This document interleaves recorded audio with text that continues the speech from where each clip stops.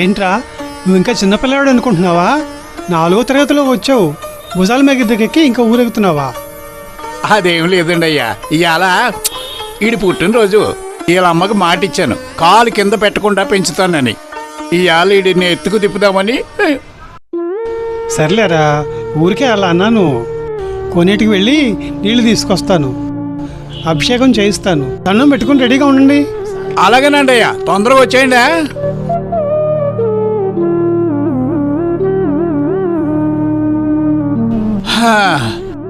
కన్నా ఇక దిగుదు నాన్న.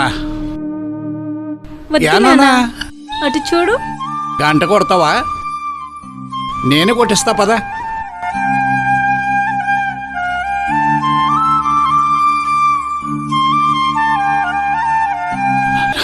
నేనే కొట్టిస్తాను పదా. అది కొట్రా, సరిగ్గా కొట్టు. సరిగ్గా కొట్టినానా? అది కొట్టు, గంట కొట్టు, కొట్రా. బాగుందిరా మీ వరుస. నమస్కారం అండి. అభిషేకం చేయిస్తాను పదండి.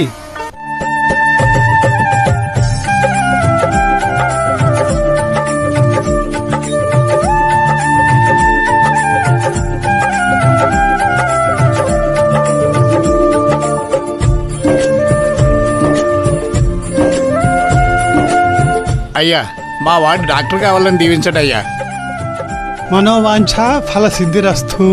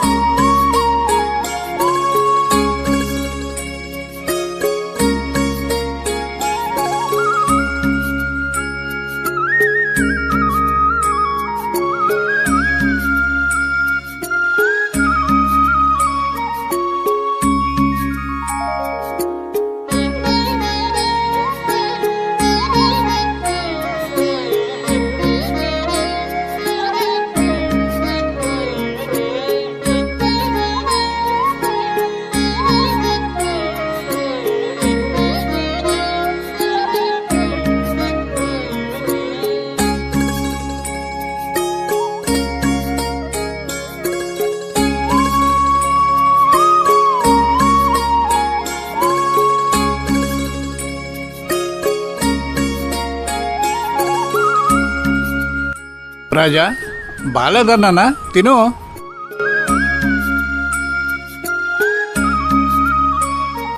నానా, ఇటు పొలంలోను ధూళిలోను పని చెయ్యాలా? తప్పదు నాన్న, నువ్వు పెద్ద చదువులు చదివి డాక్టర్ అవ్వాలి. అప్పుడు నన్ను ఇంకా బాగా చూద్దు గాని.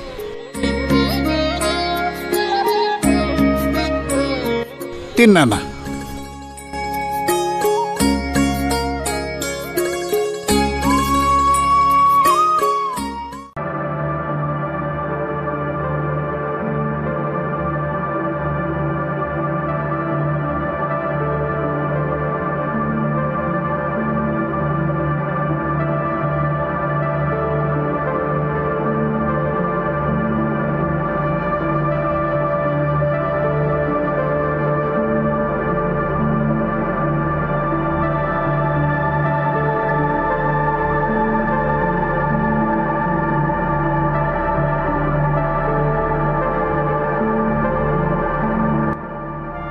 నానా, నొప్పిగా ఉందా?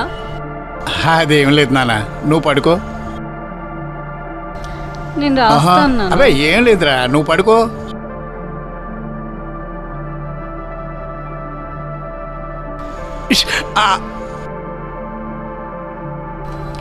నా వల్లనే కదా నాన్న, చాలా నొప్పిగా ఉందా? సారీ. ఏం లేదు నాన్న, ఇన్ని రోజులు పని కూడా ఎక్కువగా ఉంది నాన్న. రా, నువ్వు వచ్చి పడుకో.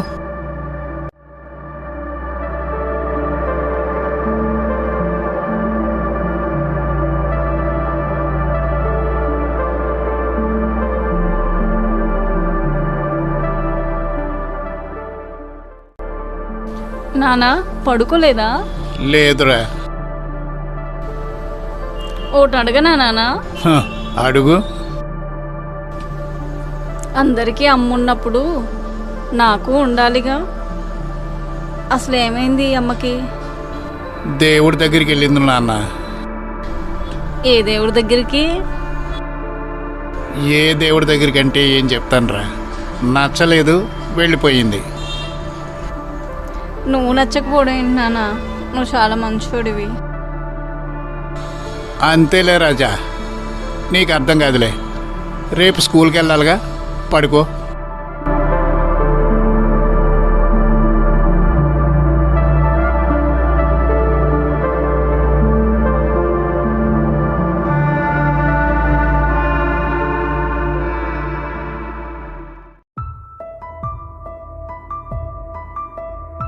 చూడు నాన్న, బాగా చదువుకోవాలి, పెద్దల మాట వినాలి, పెద్దల్ని గౌరవించాలి.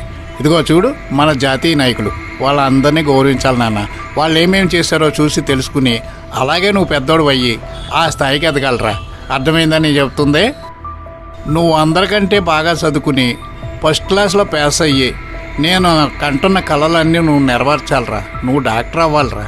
బాగా చదువుకున్నా.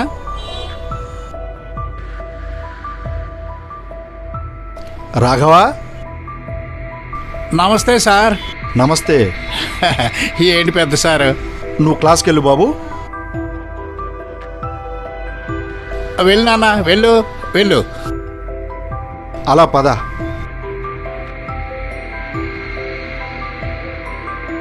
అలా కూర్చొని మాట్లాడుకుందాం. పర్లేదండి, పర్లేదండి, ముందు మీరు కూర్చోండి. అరే నువ్వు కూడా కూర్చోరా. పర్లేదండి, కూర్చోండి మీరు. రోజు రాజాని స్కూల్కి తీసుకొస్తున్నావు, కష్టంగా లేదా? కష్టమేముందండి, మా పొలం కూడా ఉందండి ఇక్కడ. ఏగో సారు, మీ బడెనకాల మా పొలం కూడా కనపడుతుంది. నిజమా? సరే కూర్చొని మాట్లాడు. పర్లేదు, కూర్చోరా. మొహమ్మడి పట్టేస్తున్నారండి. అయితే నీ భార్య క్షేమమేనా? సారు, మీకు చెప్పడానికి ఏముందండి, మా పెళ్లి చేసింది కూడా మీరే కదా. మరి చెప్పరా, దానికి భయం ఏంటి?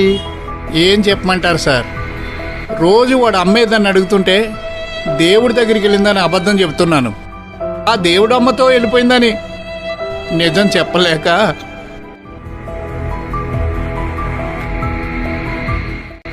రాఘవ, చెప్పండి అసలు అయ్యా. నిన్ను పిలిచిన కారణం ఏంటంటే, మన నాగభూషణం ఉన్నారు కదా, వాళ్ళ అల్లుడికి చిన్న యాక్సిడెంట్ అయ్యి చనిపోయాడు. చిన్న వయసులోనే ఆ అమ్మాయి వితంతువు అయింది. నువ్వు ఆ అమ్మాయిని పెళ్లి చేసుకుంటే రాజాకి అమ్మలేని లోటు తీరుతుందని నా అభిప్రాయం రా. నువ్వు అంటే నాగభూషణ్ గారితో నేను మాట్లాడతా.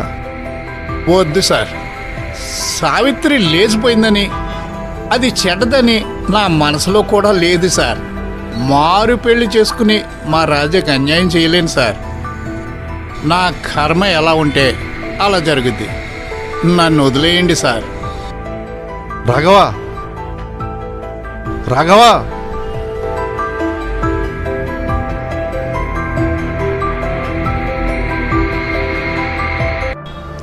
ఏంటి ఇవాళ కూడా పనిలోకి రావా? నాకు జ్వరం తగ్గలేదే, ఇవాళ కూడా పనిలోకి రాను. ఆ, జరుగుబాటు ఉంటే నేను తొంగుంటాను. ఇలా వారానికి 2 రోజులు తొంగుంటే బువ్వ ఎవరు పెడతారు? బుడ్డోని ఎవరు చదివిస్తారు? ఆడిని డాక్టర్ చేయటానికి కదంటే మనమెంత కష్టపడేది. ఇదిగో ఆడిని ఎలాగైనా సరే డాక్టర్ చేసి తీరుతా.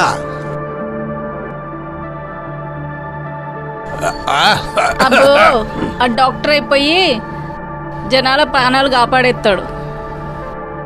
నీకే చదువు సంధ్యలు లేవు, ఇంకా ఆయనకేం అబ్బుద్ది? ఆడు కూడా పెద్ద అయ్యాక నీలాగా రోగిస్తాడు అవుతాడు. ఏంటే కూసో, నన్ను అంటే అన్నావు కానీ నా కొడుకుని ఏమన్నా అన్నావో చంపేస్తాను, జాగ్రత్త. అబ్బో, నీకొక్కడికే ఉన్నాడు కొడుకు. నిన్ను చేసుకున్నాక నా కర్మ కాలింది. నువ్వు నీ కొడుకు ఉట్టి కట్టుకొని ఊరేగండి, నా దారి నేను చూసుకుంటాను. చచ్చా పోవా.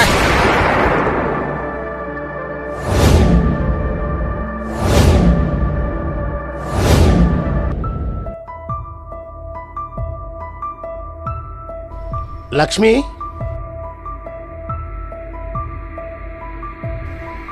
సార్ చెప్పండి సార్. రూమ్ నెంబర్ 7లో ఉన్న పేషెంట్ మెడికల్ రిపోర్ట్ తీసుకురా. ఎవరు? సావిత్రమ్మ గారా? ఆవిడ పేరు సావిత్రియా? అవునండి. అదే తీసుకురా. Okay sir.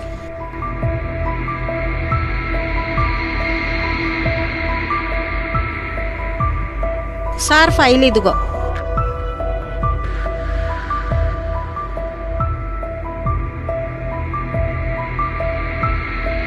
సార్ ఏమన్నా ప్రమాదమా? కోరి తెచ్చుకున్న దానికి ఎవరేం చేయగలం? సార్ మీరు చెప్పింది ఏంటో నాకు అర్థం కాలే. ఆల్కహాల్ కంటెంట్ ఎక్కువైపోయి లివర్ మొత్తం పాడైపోయింది. ఇంకా కొన్నాళ్ళు ట్రీట్మెంట్ చేసి చూద్దాం అన్నట్లు ఆవిడ కోసం ఎవరైనా వచ్చారా? ఆవిడ మన హాస్పిటల్ ముందు కళ్ళు తిరిగి పడిపోతే మీరే హాస్పిటల్లో జాయిన్ చేశారు. ఆవిడ ఎందుకో బాధపడుతూ ఉంటుంది సార్. ఆవిడ ఎవరి కోసమో ఎదురు చూస్తున్నట్టు కనపడుతుంది సార్. సరే నేను చూస్తాను, వెళ్ళు.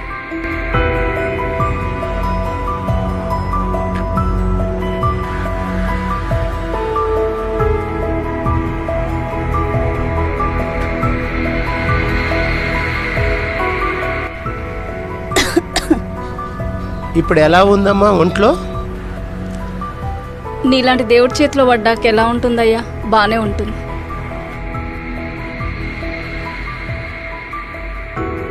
అసలు ఈ పాడు అలవాటు నీకు ఎలా వచ్చిందమ్మా? నీ మొగుడు తాగుబోతా? అంత మాట అనకు బాబు, ఆయన చాలా మంచోడు. మరి ఈ దుర అలవాట్లకి ఎందుకు బానిసయ్యావు? అందరిలాగే నాకు ఒక మంచి భర్త దొరికాడు బాబు. కోరికలు గుర్రాలైతే ఏం చేస్తాం?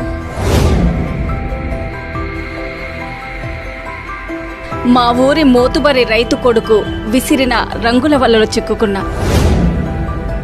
మొగుడు కొడుకును వదిలేసి ఆ వెధవతో తాగి తందనాలాడా. నన్ను వాడుకొని గాలికి వదిలేశాడు. మరి నీవు నీ మొగుడిని పిల్లల్ని గాలికి వదిలేసావు కదా? నిజమే బాబు, అందుకే ఆ భగవంతుడు ఇంత పెద్ద శిక్ష వేశాడు. ఏ తల్లి కన్న బిడ్డవో, నన్ను బాగా చూసుకుంటున్నావు. సారీ అమ్మా, నన్ను ఏ తల్లి కనలేదు. నేను తండ్రి కన్న బిడ్డని. చిన్నప్పుడే నా తల్లి నన్ను వదిలేసి వెళ్ళిపోయింది. తల్లిలాగానే మా నాన్న నన్ను పెంచి పెద్ద చేశాడు. వదిలేసి వెళ్ళిపోయిన భార్యను యానాడు మా నాన్న ఒక్క మాట అనలేదు. నేను డాక్టర్ని అయినానంటే దేవుడి దయ కాదు, మా నాయన దయ. ఆయన నేర్పిన సంస్కారమే ఈ స్థాయికి తీసుకొచ్చింది. లోకంలో ఉన్న కష్ట నష్టాలు నేర్పి నన్ను మనిషిని చేశాడు. తన చూడలేని లోకాన్ని కొడుకు చూడాలని భుజాల మీద కూర్చోబెట్టాడు. తల్లి కష్టం కనపడుతుంది, కానీ తండ్రి కష్టం ఎవరికీ కనపడదు. నా తండ్రిది ఒక చరిత్ర. అమ్మ లేకపోతే అమ్మని ఎవరినైనా పిలవగలం, నాన్న అని ఒక నాన్ననే పిలవగలం.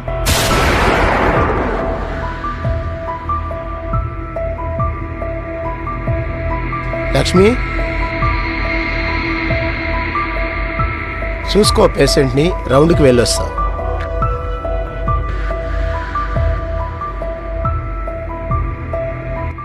లక్ష్మి, నేను ఒకసారి డాక్టర్ గారి నాన్నగారిని చూడాలి.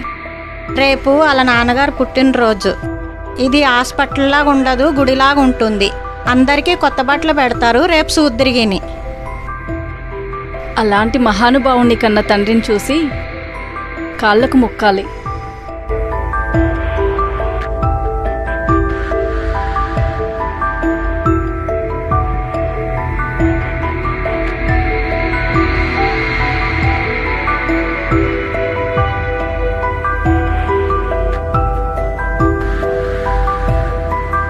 నాన్న, నువ్వు నాకు నచ్చావు.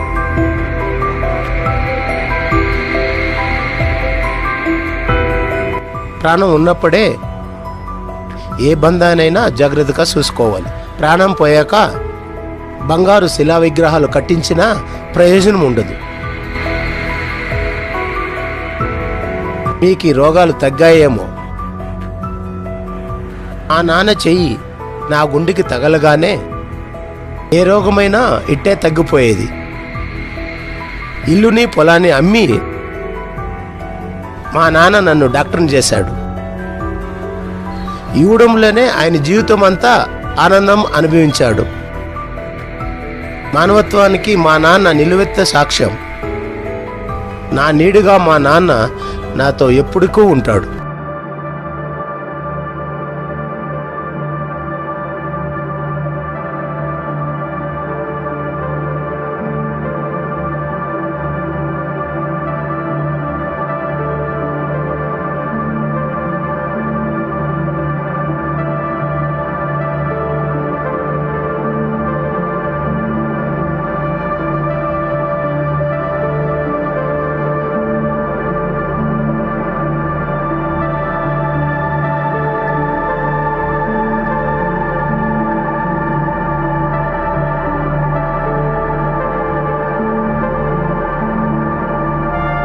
లక్ష్మి,